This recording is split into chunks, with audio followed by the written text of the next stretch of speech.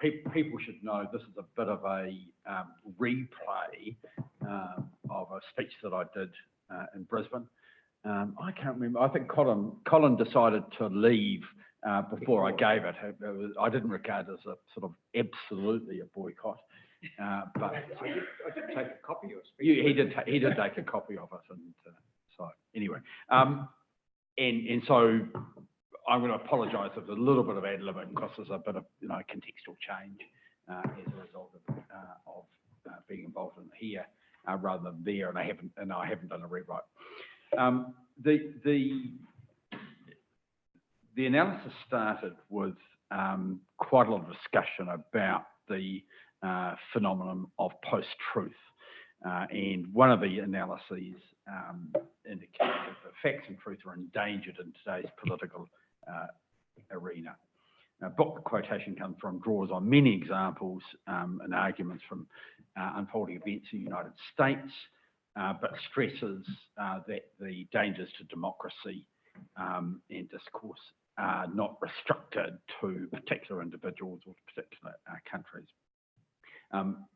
We've got a long history of unbroken representative democracy, but I'm very conscious that seemingly robust institutions can be compromised both by elected people and those people, probably even more so now by those people who are paid to dissemble, probably paid by the taxpayer to dissemble within them.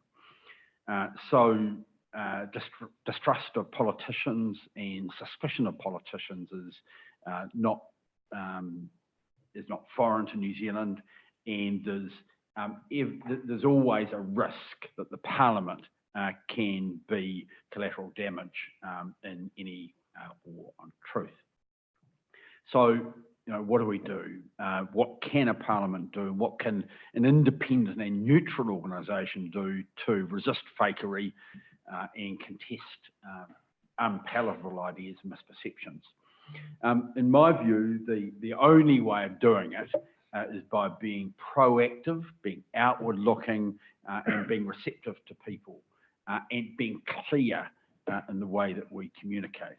It's not good enough anymore just to have a democracy that functions well.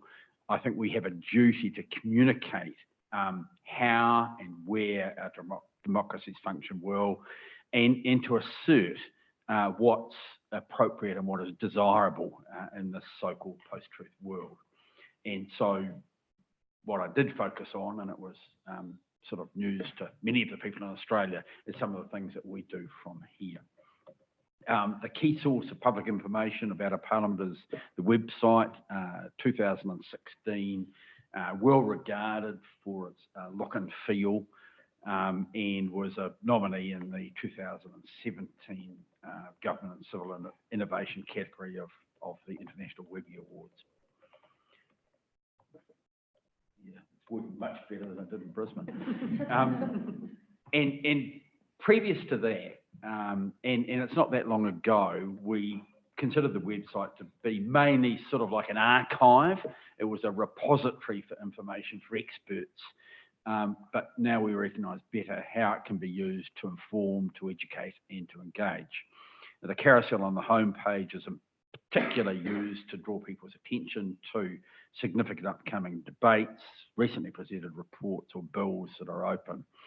And it also provides an opportunity to publicise or reflect on events that are occurring at Parliament and to convey a sense of a relevant and occasionally vibrant institution. It also allows us to proactively put out information that people might be seeking, or even information that people mightn't know that they actually want to know. And our challenge is to get that up while maintaining a sort of a non-sensationalist professional approach. And those people who are involved in social media know that I know pretty well myself from the roles before I speak it, that it's much easier to get activity and hits around sensation than it is being reasonable. So, one example, when Jacinda recently went on parental leave for the birth of her first child, it gave rise to a website feature on what happens in Parliament when the Prime Minister isn't available. So, you know, that sort of approach, I think, works pretty well.